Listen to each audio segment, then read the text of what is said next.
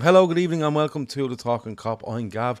That's Kev. It's Thursday, the 16th of January, and this is the transfer window live. Kev, we try to do Hey, these mate. once a week. We do them twice a week if there's anything happening. But I wanted to come on because the left back stuff has been popping around a little bit. I jumped into Twitter last night for.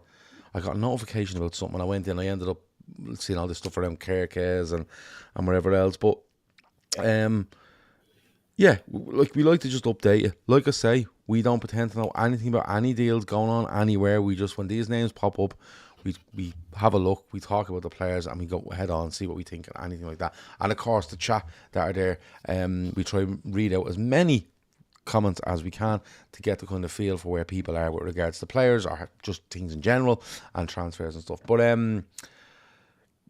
the left back stuff keeps coming back, Kev, and I think it usually comes back if it's perceived that Andy Robertson's had a less than 7 out of 10 game.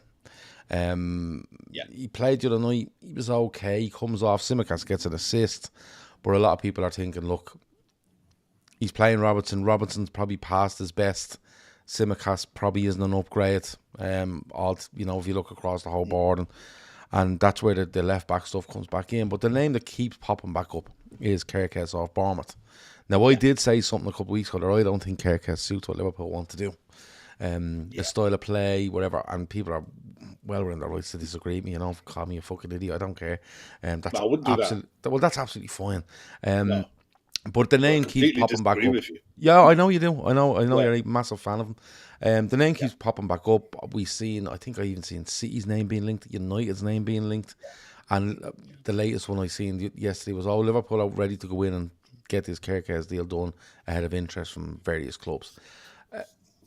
Is this just a reactionary thing to uh, below-ish par performance by Andy Robertson? Because his form has been very mixed this season. There's no getting away from that. Yeah. He's made some mistakes. He's been good in some games, and people are probably looking, going, "Look, the age he's at, the mileage, whatever it might be," and left back start rearing their head. Is that the case, or is there? Do you think there's I, actually something in this? I think there's mileage in it, but not for the reason that you think that it's Andy Robertson is a problem. I think that you can get half decent money for Costa Simicas. And especially with the year that he's put in so far, he's been pretty good. I mean, this is probably his best year that he's had at the club. I think depending on what happens with the other three, if you're planning, and I think you're at the stage at the minute where you have to be planning around a situation that all three are going. All right, you can't unless the club know different and they're just waiting for a time to announce a deal or something. You have to assume that all three are going, and if all three are going, under absolutely zero circumstances can you allow Andy Robertson to leave the club because you need leaders in the dressing room, and I don't care who they are. But saying all of that, I think Miroslav Kirkas, and I thought it last summer. I thought it every time I watched him last year. Every time I watched him last year, I just thought he's a right-sided. Sorry, he's a clone of Andy Robertson. He's an up and down fullback. He can defend. He loves getting up and down the line. He can play football. And his big mate is Dominic Sabozlai, who's the national captain. Not too different in age. He's a perfect age to go out and get him. I think no matter what happens this summer, he will leave Bournemouth this summer. I don't think he'll be cheap. I think you'll be looking in the region of about 40 million for him. But long term, I think you cannot go wrong with someone like him. You cannot go wrong with him. The only thing that stops him from progressing to being an absolute top end fullback is if he picks up injuries. Hmm. Because the raw ability that I've seen from him for the last 18 months tells me he's got everything to play at a higher level. Everything. Especially when you watch how Bournemouth play now. How they transition, how much on the front foot they are, and how much focus they're putting into both fullbacks to how they want to play. I cannot see a downside to that deal whatsoever. Hmm. I mean, the other name that's linked about as well is Alfonso Davies. That's always going to get linked around because he's available on a free in the summer. But But that's look, monumental money, yeah, signing on it's fees and wages signing on fees, but it's still going to be around there because of the North American links with the owners. The fact that he has been around the block for a long time. He is. one of the best known left backs in the world, and he's not old by any stretch. I think he's about 26. So I mean, he's got good years left in him. But I honestly would take Kirkes over him, over anyone, unless Theo Hernandez came available in the market. I would be going for Kirkes over anybody. But I would be looking at it in the case of, okay, Robertson's going to stay at the club. You cannot lose his leadership skills as well as his ability, his experience. But I would love to. I think they will look to flip Costa Simicast in summer. I'd be very surprised if they're not. They won't do it in January. It's not how. The only way this deal happens in January is if they want to get it done early. But we're not going to finish. We're not going to go into February with 3 fullbacks at the club, 3 left backs at the club. You see, that's where I am in it as well. And to be fair, the Kirkhead stuff, he's having a really good season at Bournemouth. Bournemouth are having an excellent season overall. There's a lot of players there where you look and go, Jesus, he's really good. And I agree with you. I don't think you will go into the second half of the season with 3 fullbacks. And, you hear these things like, oh, get it done now, and, or they'll get taken on us. Look, we all kind of know there's loads of work put into these transfers, and that's... I'm nearly hesitant to say something like that because people go, what do you mean? Sure, we're doing nothing. I mean across the board, all clubs at the top end of football put loads of work and loads of foundation into what they're trying to do. It's not they pick up the phone one day, ring a club and go, how much did he cost? X amount. Perfect. We'll send you the money now. Send the player up for a medical. It's not how it works. And if Liverpool are looking at a left back, listen, it might happen where they have to pull a trigger in January. I don't think they will. But if they are looking at a Kirkes or any other left back for that matter, I'd say they probably are looking and going, listen, we can get this done in the summer, and make assurances to the player and get a deal in place. I'm not saying Liverpool are doing that. I'm just saying that's the way clubs do work. Let me read out some comments. Richard said, I've heard that Omar Mamouche is Salah 2.0. I'm kind of disappointed we didn't go for him. He's having a really good season. Right, and I know, Richard, I'm going to tell you now, right, between me and you, no one else is listening, right, I haven't a fucking breeze what he's done, right? I've never seen him play football, ever, right? But I do know lads that have watched him. Kev's watched him a few times. I know Sean, watched him a few times. And they say, look, he's been really fucking good. He's having a good season, which is a good half season at the moment. I thought he was going to City, but I don't know. But the thing there is that... I know nothing about him. I'd be telling you fucking lies if I told you anything about him. He's had a good season. His numbers are really good. I think he might have been like a winger that's playing up front or a front man that's playing on the wing or something along them fucking lines, right? But the Salah 2.0 thing is a massive fucking show. Like a monumental show, right? The fact he's being called Salah 2.0 is because he's Egyptian. Other than that, I don't think it's anything on stylistically or goals, assists. Is he left-footed? I don't even fucking know, right? But Richard, honestly, I couldn't tell you. He's been linked with Liverpool, and I think he's been linked with Liverpool because he's an attacker, he's playing well, he's scoring goals, and he's Egyptian. Yeah. Akko says, I listen and like. Thanks, bud. Because I'm at work, but there will be no signings. I'm so sceptical over our owners. Senior management, 2 to 3 players away from a quad, in his opinion, or her opinion, and FSG are nowhere to be seen. Well, FSG won't be anywhere to be seen anyway, because FSG don't actively run this football club. They just don't, right? Nope. Billy Hogan gets close to it, right? But Billy Hogan's now over all of FSG's portfolio, right? Richard Hughes and Michael Edwards, right? Richard Hughes more or less running the club, or reporting to Michael Edwards, who is not a whatever at Liverpool. He's actually, his title is Fenway Sports Group, so it's not actually the sports group that are running it. In what you're probably thinking of, in John Henry, Werner, all these, Tom Werner. It's not. You know what I mean? It's down to Richard Hughes and Michael Edwards. It's as simple as that. Seamus says, 10-second show. Welcome to the Talkin Kop. We're not signing anyone. Take care of yourselves. Good night. Yeah. I like that. Dylan O'Rourke just on Kirkes says, I really like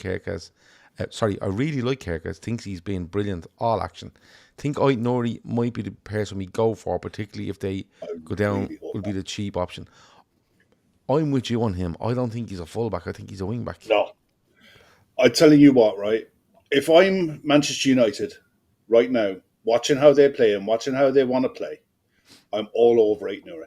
All over him in the summer, and I'm giving If you're Wolves, Manchester United, if I'm Manchester United, yes, I I'm agree. getting Aït-Nouri because of the way the manager likes to set up with his three Yes, centre backs, his yep. attacking wing backs who come inside, Hmm. and very little defensive responsibility.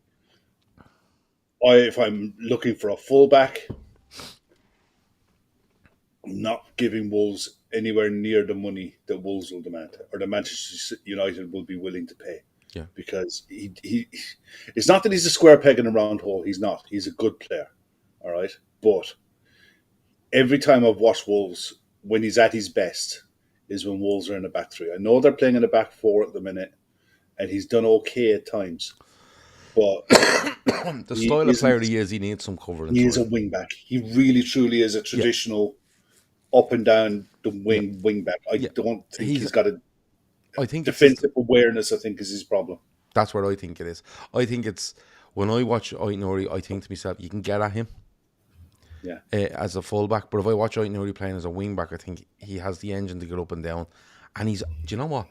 He scores a few goals. He yeah, gets into positions to score a few goals, and that's where I'd be on him. Mitch says, yeah. "Can I just say the content coming out of the Talkin Kop this last week has been outrageous. Thanks for your work, everyone." He said, "If you're not a member, you're missing out." Listen, thanks, Mitch. I did promise you more shows in January than you've seen in any month, and I think we might be on target for that because we're averaging the first 16 days. I would be surprised if you haven't had 16 shows. I'd be surprised. And I'd we're say doing it's more. we're doing a show now, and at 10 o'clock, myself and Chris are doing a preview to Brentford. Tomorrow we'll have a bit of fun. At some stage, definitely put in a show tomorrow. We'll definitely have a show on Saturday following the game. We'll definitely have a show on Sunday, and then from Monday onwards, we'll be looking at 2 shows a day if possible.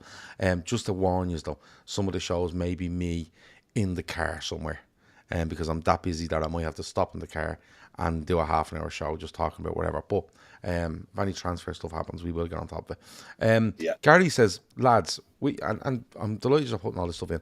Lads, with you as Edwards, Ward, etc. back on board, why do you think we've been so sluggish in the market, including the contract situations? It hasn't been great. Do you want to go first on this, Kev? Yeah, no Okay, problem. I go. mean, look, Now anyone listen, feel who's free to speak freely, Kev. I won't give out to you like Chris did the other no, night. I don't. Yeah, yeah, that wouldn't end well for anyone. No. Um, I said before what I think has happened with the contract situation. All right, a quick look. Klopp decides he's going. The players and their agents will have told the players, "You do not sign another contract with this club until we find out who the new manager is." Granted, Arne Slot's appointed. Arne Slot comes in. The players have to decide: do I like this guy? Can I work with this guy? That takes you from me up to October, and then you start talking about contracts. And by then, the players are already getting offers from elsewhere. We saw with PSG and the Kvaratskhelia stuff. They started talking to him in August or September last year about him coming to PSG.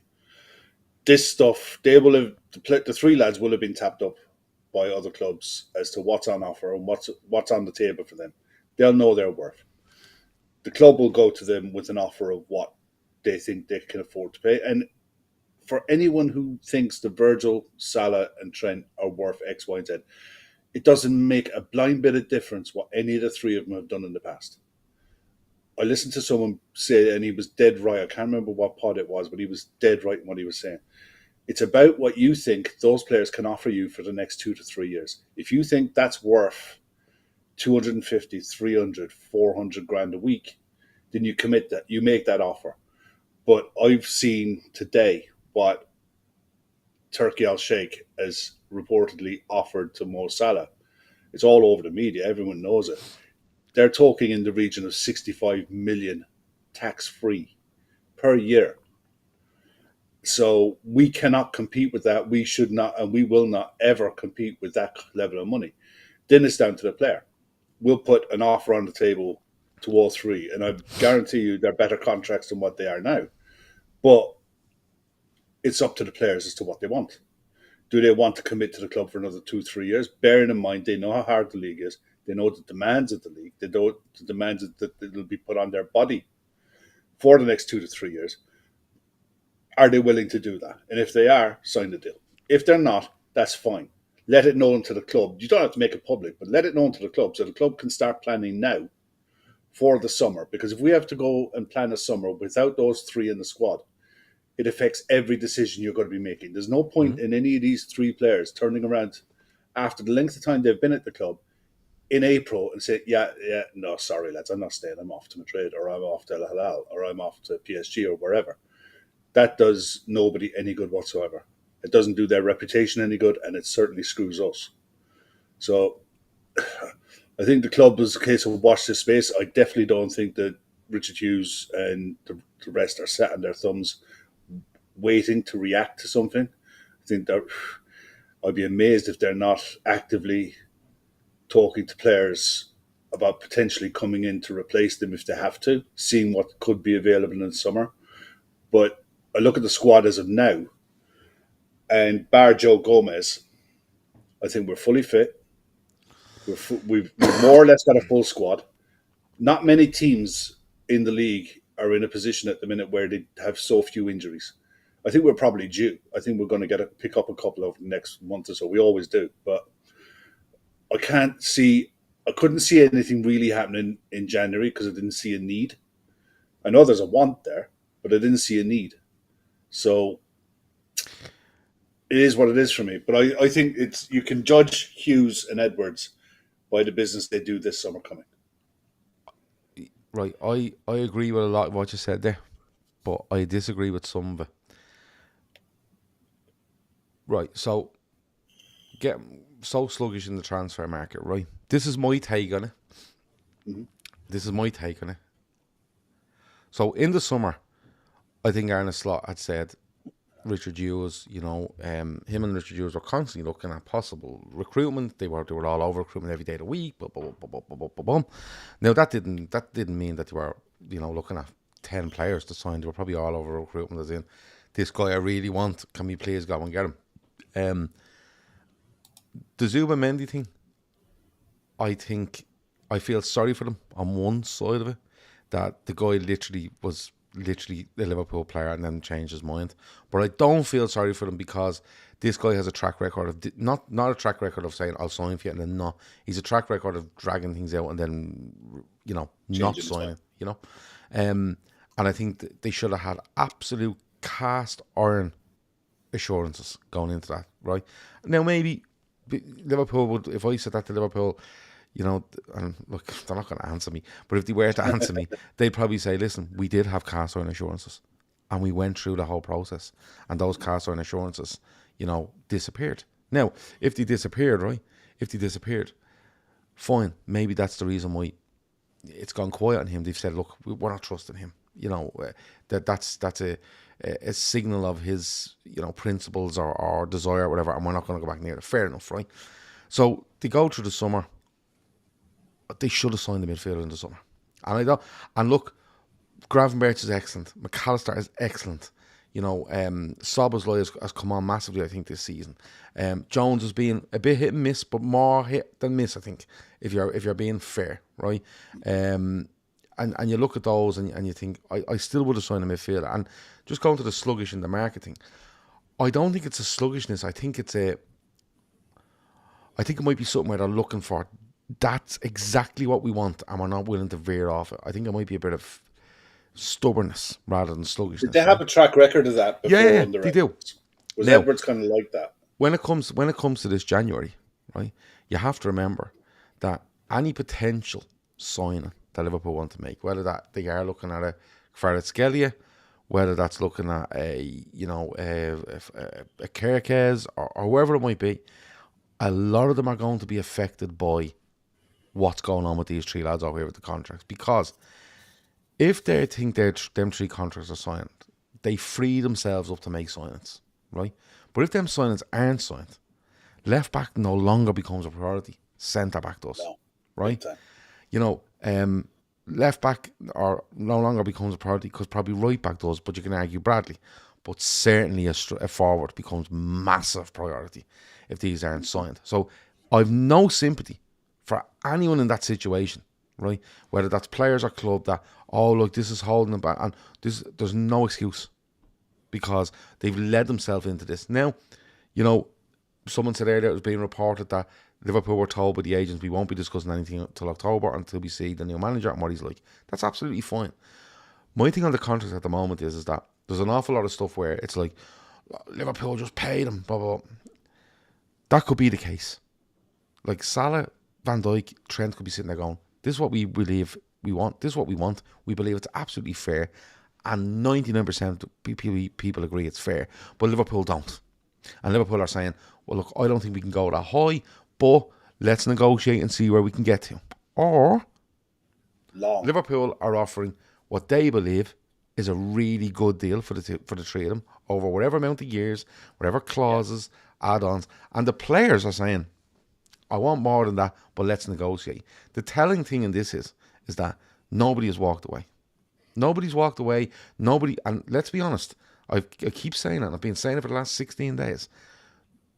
Any of them players, and forget loyalty and how you look and all of this, any of these players can walk away tomorrow. They can walk away tomorrow and say, I'm signing, and they are not going to earn the same amount of money at Liverpool over the next 3 years that they could potentially earn on a free contract going to wherever club they're going to go to. That's just it, right? Like, honestly, the money they could get for signing on, it would probably take them, 30 million quid, 40 million quid, right? It's going to take them 2 or 3 years to earn that. Yeah, Liverpool. I'll give you a bit of perspective. Sorry, right? just to finish off, right? So, what you've ended up here now is if you've 3 players and a club that are possibly hindering what the club want to do, okay, and what the players want to see the club doing. Ambition. Who are we bringing in? Who are we adding? So one side of it are going, listen, who are we signing? Come on, you need to sign someone. Who are we bringing in? Show ambition. And the club are going, lads, we can't do a fucking thing here until we know what's going on with you. Because if we let you go, it's going to cost us a fortune to just cover what you are leaving. Yeah? Yeah. And that's where it is. It's not a good situation whatsoever. And listen, it takes 2 to tango, or in this instance 4 to tango, right? Because there's 3 players on a club, but they're all tangoing, Kev, and nobody stopped tangoing. Yeah. Nobody has stopped, and it will be. See, some people are saying, like someone said earlier, I'd love just for the club to force a decision. We don't know what way this decision is being forced, and that's not me making an excuse for anyone. No, that's just the truth. And that's just the truth. But it is, Kev, like signing someone in January. If you go and sign Zubimendi for £51 million in January, you go, brilliant. Yeah. That's midfield. But we needed a midfielder. I believe we need a midfielder for the rest of this season. And it may catapult you this season to win a title or wherever it might be. But at the end of the season, you go, we've spent 51 on that midfielder, and then we've these three fellas we've to replace, and it's going to cost an awful lot more than that. We could have done with that 51 million. We could have taken our chances. And it's just not a good situation. It simply isn't. No, it's not. I mean, look, I just wanted to go back on something there. When you talk about players can get more money on free transfers, the David Alaba from Bayern Munich to Real Madrid, this is going back a few years. All right, he got a contract worth 115 million euro. Yep. Okay, 17.7 million euro signing on fee, and then 20 million a year in wages on top of that. I mean, if he was to leave on a free, and his contract, I think David Alaba is up in the summer, and I wouldn't be a bit surprised if Real Madrid aren't very interested in trying to partner Virgil van Dijk with Militao or Rudiger next season. I'd be very surprised if they're not going to try that. I mean, I know there was loose talk about it earlier, in November, but it just got short shrift. But I'd be amazed if someone like Virgil van Dijk going, with a few months left on his deal, there isn't alarm bells going around Europe saying, yeah, we gamble on him. But the thing is, you think that, right? And the others as well. But you think that, right? But bar that thing there today from the guy in Saudi Arabia, nobody's saying anything. No. And as much as we talk about, agents know this and agents know that and agents know when to push the button, agents know when to fucking cause a store. Nobody's causing a store because agents are probably being told, listen, agents, like say for argument's sake, Rudiger, right? Or someone, name a Real Madrid player, right? and their agent knows the agent of Virgil van Dijk and he can rock a boat. But the way it is nobody's rocking a boat because they're probably being told inside the circle, listen, this is probably going to get sorted. He has no intention of speaking to anyone else unless this is absolutely dead in the water. And that's why no one's going near it. That you know what I mean? Because Kev, it's easy money. I could literally set up a fucking YouTube or a Twitter account tomorrow, or a blog account or whatever, and decide I'm going to link Virgil van Dijk on a loop with 10 clubs around Europe every fucking day, twice a day for fucking the next month, and coining it by people clicking on it and using it and quoting it and whatever else. Yeah, but nobody's doing it. It's easy money and no one's doing it. Yeah, you might even get a spot on Sky Sports at 9 o'clock on a Saturday on a Friday morning. You wouldn't know. But I'll have to change my name to, I don't know. Statman Gav. Oh, yeah. Scatman Gav. Scatman Gav. Scatman Gav. Actually, you know what? I found me fucking name for Sunday night. There you go. go. Scatman Gav. For anyone that doesn't know, the four of us are changing our names on Sunday night to our influencer names. Because we had a fucking hilarious conversation about it last night on the member show. Yeah. But look, seriously, on the stuff with Al Hilal, the Saudis don't give a shit about rough league feathers. Any media attention they get for their league is good attention. I mean, what he did was bang out of order. If we did that to another club or a player from another club that wasn't our player, that wasn't signed for us, there would be uproar. I mean, he literally went on his personal Facebook account and put a picture up of Mo Salah in an Al Hilal shirt. And then the reports started coming out about world record fee or world record wages being offered to Mo Salah in the summer, 65 million tax-free for however long, whatever they want to do. And I have no doubt in my mind that Sylvain Cavaho was on Sky Sports tonight and he was saying, and he's right, I have no doubt in my mind that Mo Salah will play in Saudi Arabia at some point in his career. But at 32 years of age, doing what he's doing, unless he really wants to coin in and maximize his earnings over the next 4 years, I'd be amazed. I'd be gobsmacked because I don't think he can stay as sharp as he is now in that league. You look at the likes of the players who are in that league. There isn't a single player in that league who's been touted around to come into a top 5 European league and come in and do a job. Not one. No one's talking about Karim Benzema anymore. No one's talking about Cristiano Ronaldo coming back into Europe to be able to do something. Nobody. I mean, there's talk tonight that Neymar is being linked with a deal with Chicago Fire. I mean, they only let Shaqiri go a couple of years ago. That's where that guy is.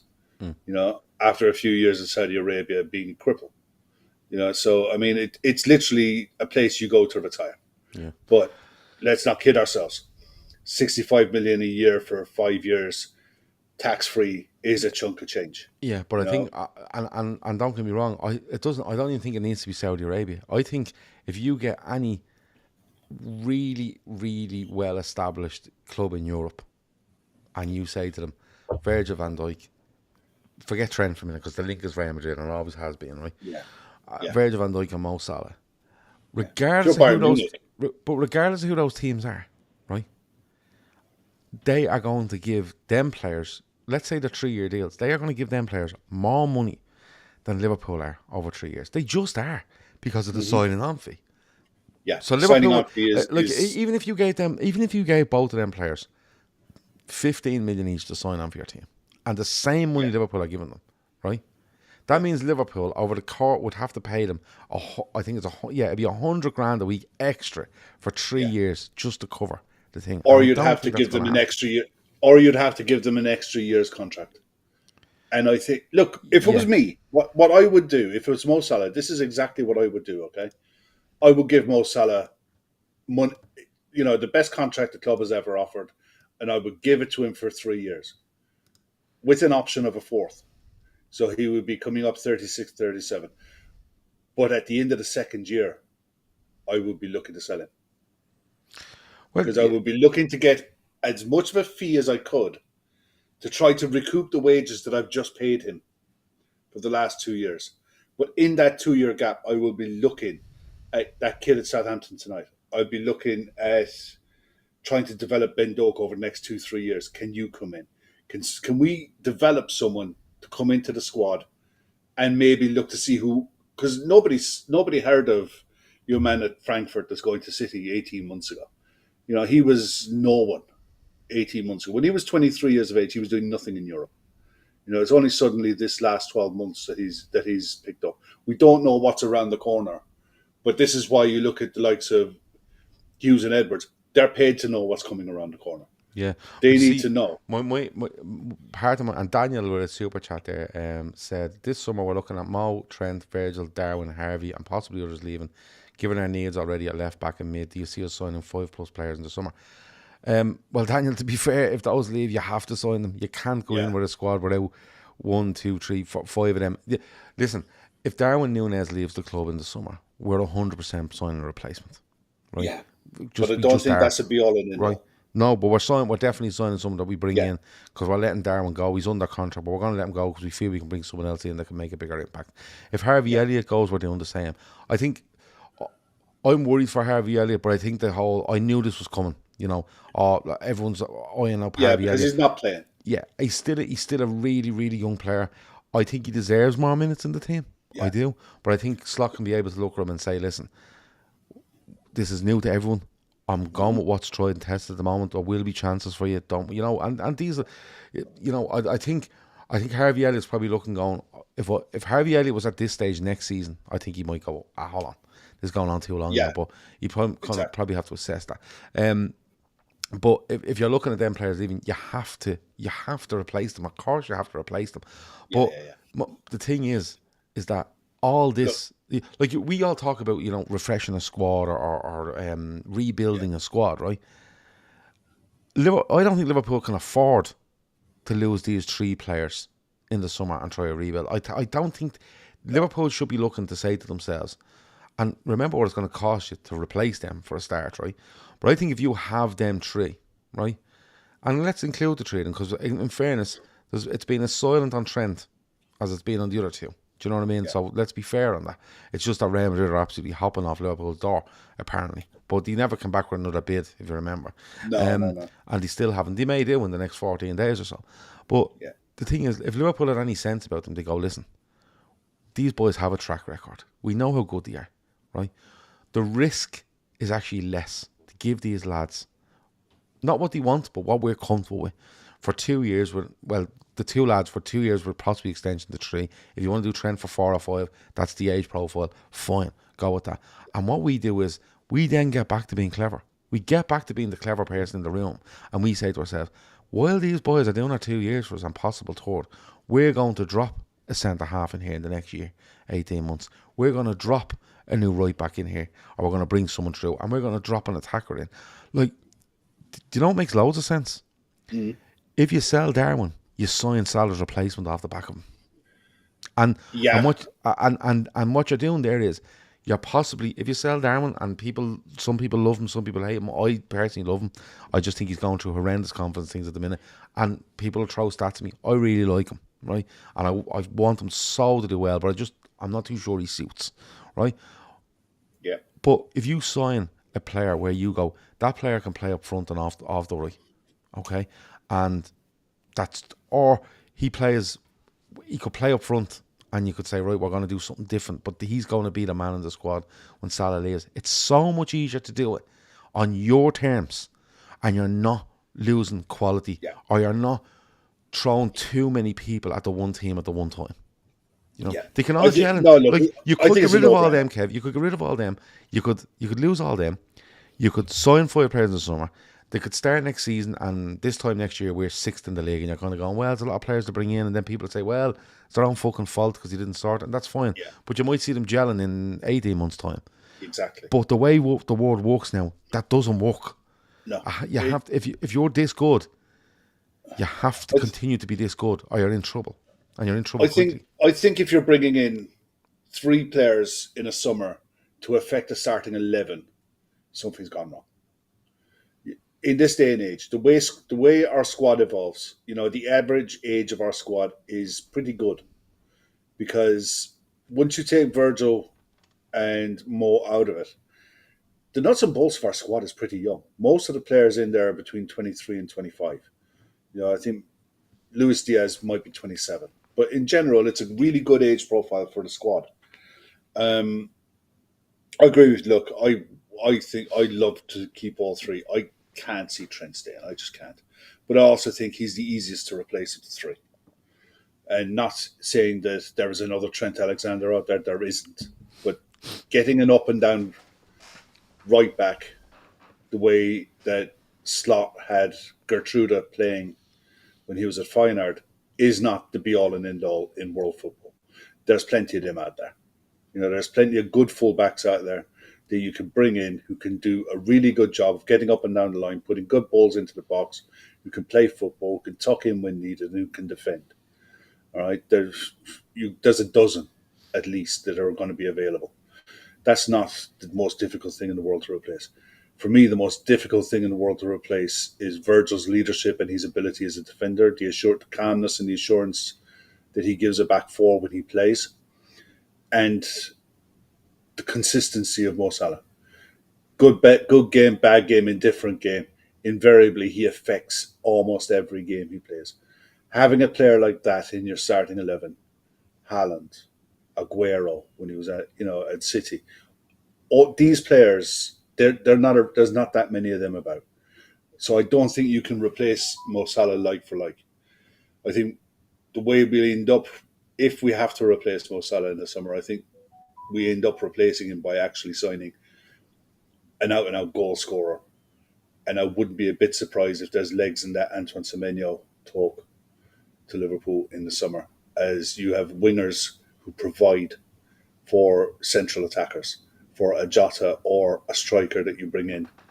That's where your goals are going to come from. I think that's where your goals are going to come from in the future. Yeah, I think we'll be less reliant on wingers to be consistent goal scorers. Yeah, I think we'll have to change the way we play, because I think play is designed for wide men to get chances and score goals. I think we will have to play.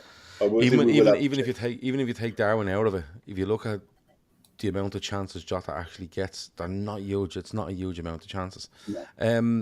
Look, there's a few names popping around. I think it's fair to say that the contract stuff is probably holding up something we're doing. I'm not saying I'm holding up in January, but I'm saying it's not helping what we're probably looking to do off the back of if they leave or if they stay. It's not.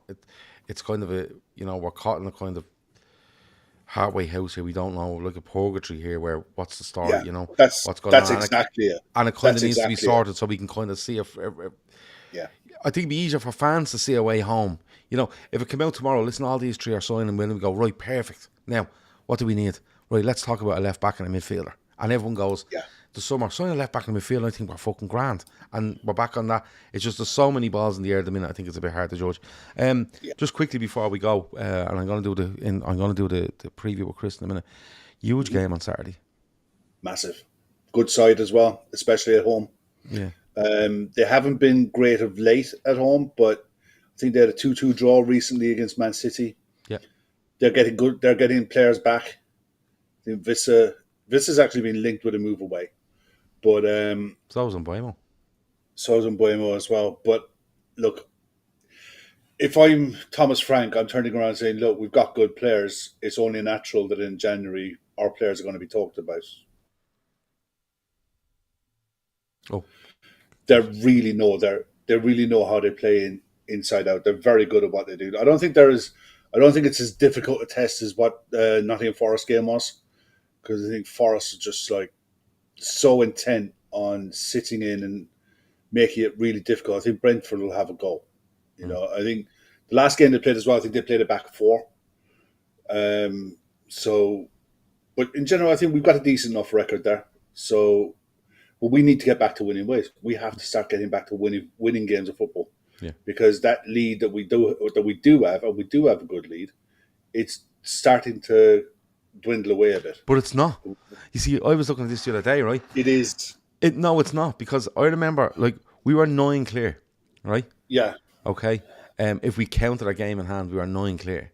And now if we count the game in hand, we're 7 clear, right? Yeah, now, we still have to go and win it. That's a little bit of dwindling, right? I'll give you that. I know what you mean. But my thing on this is that, and I've said it all season, the pressure's on Arsenal to win this. I've said it. I said it weeks ago. I told you. I said it weeks ago. It's all on them. We need to be enjoying ourselves, right? But now I think that the pressure might be actually turned around a little bit, because Liverpool have drawn against Manchester United. They've drawn against Nottingham Forest, and nobody's fucking piled on us. And another great and so what we need to do is we need to get back on a run here. I think we need to put just 2 or 3 league wins together and see where we sit, and keep taking them in them patches. Our next 3 league games are away, aren't they? No, Brentford's away. Brentford away. Ipswich at home. Southampton, Ipswich, is it? Ipswich at home. No, Brentford away. Ipswich at home. Bournemouth away. Bournemouth away. Yeah, and then we've the Merseyside derby as well. So 3 of our next 4. Yeah, in the league. But the thing is, right? Away. The thing is, I'm looking at this league and I'm saying, no one's piling it on us, right? And someone made a brilliant point the other night when everyone was losing their head. And I can't remember who it was. It was in the chat. It was a brilliant point, and they went, lads, this is the way normal leagues go. Yeah. Before City turned up and done what they were doing, this is the way normal leagues go, lads. It's nip, it's tuck, it's a draw here, it's a win there, it's 4 points, it's 7 points, it's 1 point, it's 4 points, it's level. This is the way normal leagues go. And I think that has to be before City, it was very rare. It was very rare before City that sides winning titles with 90 points plus on a regular basis. They changed the landscape of the league over the last 7-8 years, where mid-90s became the new normal. It really isn't. You go back through all of football. Most leagues are won with points totals in the mid to high 80s. Sometimes they'll creep into 90 plus at the end of the season when it's won. But I just want us to go and put a performance in, see players get a bit of confidence back. Chaos freezing again. There's no shocks in it. I'm not gonna tell you exactly what I want, because I want to talk to Chris, but I just think it's one of those where go and get back on the bike, win the game, go against Ipswich, win the game. Arsenal have Villa at home, they go to Wolves then, and we've Brentford, Ipswich, Bournemouth. They have Villa, Wolves, City in the next 3. And it's just, I just think it's there for the taking. Even if we're having a little wobble, I just think it's there for the taking, because nobody's putting a run together here. Nobody is putting a run here together. Do you know what I mean? So but we need to go and do our part in this title race. We need to get back. Look, Man United, home or away is always a tough one. Forest this season are really, really good at what they do. Nobody's going to that City ground and having an easy night of it. Yeah, and they're 2 games now that are done and they're out the way. We don't have to play them again. But we need to be picking 3 points up against Brentford, get the confidence back, and then roll on to finish this month off with a bit, strong and go from there.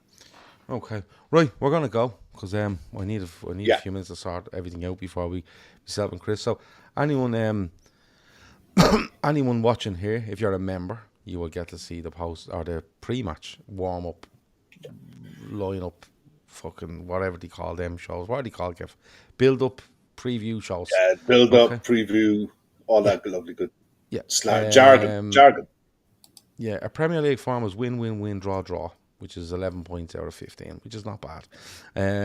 But look, if you're thanks for watching. Like, subscribe, comment, become a member if you want. You do get stuff like the build-up show. You get the Football Room 101 on a more regular basis. You get random shows from me at it could be 11, 12 o'clock in the afternoon, where I'm just having a cup of tea and we're talking about whatever we want. And that is so driven by the people that are members, and I don't come in with an agenda. So hit the like button, subscribe, comment, all that sort of stuff. That's been it. Thanks to Kev. Thanks to everyone in the chat. And we'll talk to you soon. Over now.